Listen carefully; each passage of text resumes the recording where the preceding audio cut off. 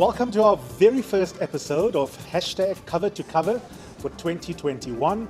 I hope that you had the most amazing break over Christmas and the beginning of this year. And even though we all had to be indoors and social distance, the upside is that you hopefully had more opportunity to read some of your favorite books, authors, genres, and we're going to bring you more amazing interviews, book reviews on the show this year. And in fact, speaking of which, one of the books I really enjoyed working through, and I feel a little bit bad for saying enjoyed, because it is a book that is very melancholic in some respects, is this amazing epic new novel, Shuggie Bain by Douglas Stewart. It is heart-wrenching, it's a difficult read. Not only is the book incredible, it's actually a first-time novelist who wrote this fantastic book that won the Man Booker Prize, and it was an absolute joy to be able to interview the author about this achievement.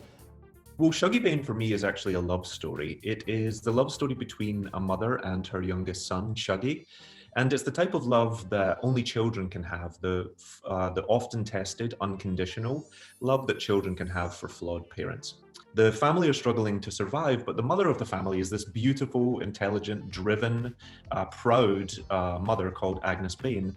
But she has married the wrong man. And after her husband brutally abandons her and her 3 children in a North Lanarkshire coal mining town, which is being dismantled under the Thatcher government, Agnes begins to spiral into addiction. Can you reflect for me a little bit, Douglas, on alcoholism specifically and addiction more generally, and what it is about those realities? I am the son of a single mother who suffered with alcoholism her entire life. My earliest memories were centered around addiction, and then my mother passed away from her addiction when I was about 16. There is a tradition in working class fiction, certainly in West of Scottish fiction, where the alcoholic or the poor struggling soul is put in literature, but it's usually a man. And I knew from personal experience when it is a woman and when it is a mother who is suffering from addiction, that how society treats it is really damning. And it just creates this sense of shame and stigma and isolation that first of all hurts the addict themselves, but then also really hurts the family around them. Talk to me about, philosophically or otherwise, your attitude towards suicidality and that theme in the novel. Throughout the book, a big theme, not just to talk about suicide, but is about people leaving, about people abandoning, or the point they have to reach where they decide they have to save themselves because they can't save Agnes. And this is a thing that all of our children have to confront. But Agnes also confronts it as well, and is her trying to, she can't cope anymore. She can't deal with herself. And it's not a selfish thing, and it's not a cry for help. She's trying to withdraw from her children and stop being a burden on them. Was it difficult to write this book, given how close to home it is for you? I think when you're the child of trauma and loss, then it's hard to confront that. And writing the book made me confront it all the time. But choosing to write a work of fiction also gave me control when I didn't have control in my younger life. But also as a child, you don't necessarily understand the environment you're in or why people do that. Why is there racism, misogyny, homophobia, sectarianism? Why are all these things happening? And as an adult, as a writer, you are forced to confront those things. And when you confront difficult things, there's a healing that comes with it.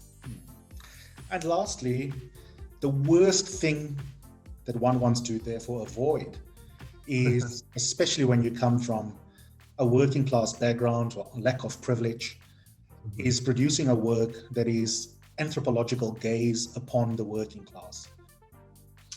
I tried to create the work as immersive as I could for the reader, and I wanted to make the reader sit in the room with the characters. You're right in the fact that you can create what is called a poverty safari, where people get to come in and gawp at some hard times and then go back to worrying about whatever it is we worry about, oat milk, politics. And so what I wanted to really do was to force the reader to sit in the room with the characters. And force is a bad word, but to invite them and then to build the world entirely around them. And I think if you show people with all of their flaws and their richness and you paint the world with as much detail as you can muster, then it creates an almost inclusive experience for the reader. And that's what I wanted to do.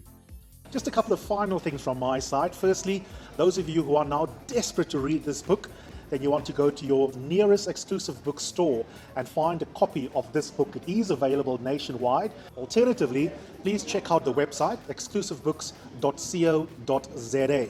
And for future reference, make sure that you also become a subscriber to the Exclusive Books YouTube channel. Then you will never again miss any of the cover-to-cover interviews that we bring you. If you can't wait for the next author interviews, then follow myself on Twitter @Eusebius, and you can also make sure that you check out my Facebook page and the page of Joanne Joseph and subscribe to one of those two pages, as well as the Exclusive Books one on Facebook, and then you will be able to see when the next interviews and book reviews will happen. In fact, roughly about 2 weeks from now, you can look forward to, with Joanne, the next episode of Cover to Cover. Until then, happy reading.